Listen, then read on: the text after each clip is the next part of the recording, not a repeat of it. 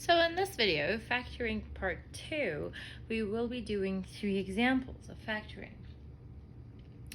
In the first example, again, we will be comparing the numbers with one another, x's together and y's together. Between 18, 24, and 54, what is common? I sort of sense the 6, right? Do we have a 9? Oh, yeah, 6 it is, right? Because the first one is a 3 times 6. Then we have 4 times 6, and we have 9 times 6. So as you can see, 6 is common between 18, 24, and 54, excuse me. And between x2, x2, and x3, x2 is common. X with the smallest, the lower exponent. And between y2, y3, and y, obviously y with exponent of 1. So the common factors are 6, and then x with the smallest exponent, and y with the smallest exponent. And I'm going to open the bracket. I know that that's going to be the first term minus the second term plus the third term. So, what is 18x2y2 divided by 6x2y? 18 and 6, the 3 is left. x2 and x2 cancel. y2 divided by y is just 1y. And if you multiply it in your head, you have to get that. 6 times 3 is 18. x2, x2, y times y, y2. Again, if we divide that, 24 by 6, the 4 is there. The negative sign repeats itself. x2 and x2 are going to cancel. y3 divided by y is going to be a y2. And between 54 and 6 is a 9. x3 and x2 is an x. Y and y would cancel. That's it. We have factored that one. Look at the second one. It has 4 terms. We compare the numbers together. Between 4, 8, 16, and 4, what's common? Obviously the smaller one, right? So we check with the 4. We don't have to check with 8 and 16. 4 is the smallest, goes into all of them. So the common factor is 4. Then I check for r's. Does everybody have r's? Yes. Then we take it with the lower exponent, which is r2. And between the s's, just 1s2, 1s3, so 1s, right? This is their common factor. This is what they have in common. So we're gonna keep that, and I'm gonna start dividing every term into it. 4 r2s divided by 4 r2s. What is that gonna be? 4 r2s divided by 4 r2s.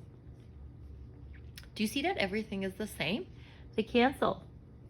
And the answer is 1. So I'm gonna put a 1 there. So when your term disappears, you replace it with a 1. What do we see next? We see a negative sign. I'm going to put the negative sign. Then I have to do the other division. 8r3s2 divided by 4r2s. 8 divided by 4 is a 2. r3 and r2 is an r. s2 and s, just one s. Remember, nothing should remain in the denominator. And over here, 16 r4s over 4r2s.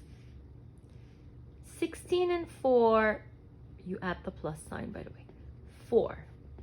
r4 divided by r2 is just r2, and s would cancel.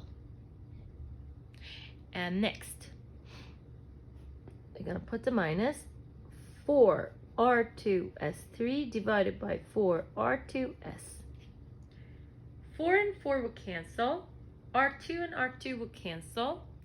s3 divided by s is just s2. Done. Look at the last one. The last one's a bit different. It says 5, open bracket, x plus 3 minus y, open bracket, x plus 3. What do we do here? What is common?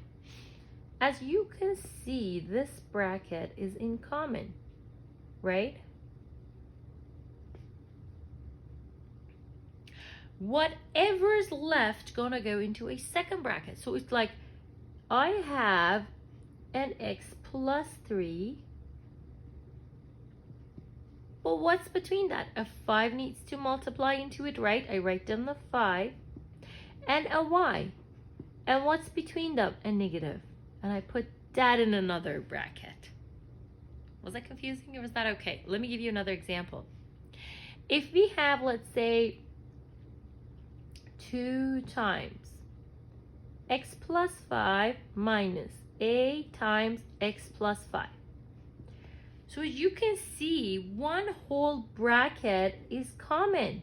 X plus 5 is common, right? So I know that one of the factors is x plus 5 because that's multiplying. Now, what is multiplying into x plus 5 here? A 2. What's multiplying there?